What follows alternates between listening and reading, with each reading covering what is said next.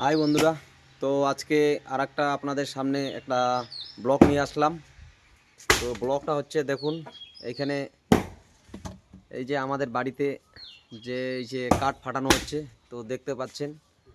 তো আপনারা দেখে বলুন তো কাঠগুলা ফাটানো কি সঠিক হচ্ছে নাকি, একটু দেখুন আপনারা সবাই। তো ওইদিকে আর এক দাদা ওইখানে কাঠ ফাটাচ্ছে, তো ওইখানে চলুন, আপনাকে আমি নিয়ে যাচ্ছি ওইখানে, দেখবেন। তো তো এই যে দেখতে পাচ্ছেন, এই দাদা দুইজন আমাদের খড়ি ফাটাচ্ছে। তো আমাদের গ্রাম বাংলার পরিস্থিতি তো আপনারা জানেনই, যে উনুন দিতে গেলে কাঠের প্রয়োজন হয়। তো এই যে দেখছেন এখানে কতগুলো কাঠ পড়ে আছে। এই যে এদিকে এক দাদা এইখানে কাঠ ফাটাচ্ছে, তো দেখতে পাচ্ছেন। তো এই যে চারপাশের পরিবেশটা একটু দেখুন। তো কাঠগুলা হচ্ছে কি কাঠের, একটু বলে দেয় আপনাকে। এগুলা কাঠ হচ্ছে আমাদের এই যে কাঁঠাল গাছের কাঠ। তো জ্বালানির একটু সমস্যা হয়ে গেছে জন্য আজকে কাঠ ফ্রাই করে নিচ্ছি এই দাদাদের কাছ থেকে। তো এই যে এক দাদা দেখতে পাচ্ছেন, দাদা কাঠ ফাটাচ্ছে।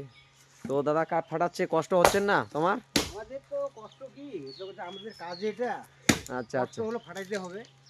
আচ্ছা। এই তো আমাদের কর্ম, ব্যাপারটা, যেহেতু এটা হ্যাঁ, কর্ম না করতে সবারই লাগবে। আছে। তো তো এদিকে আরেক দাদার সাথে কথা বলে নিই।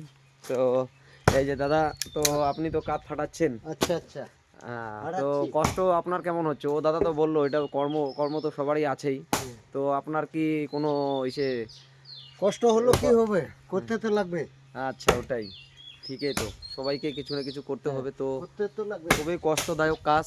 তো খুবই সুন্দর কাজ হচ্ছে, তো জ্বালানি ফাটাচ্ছে।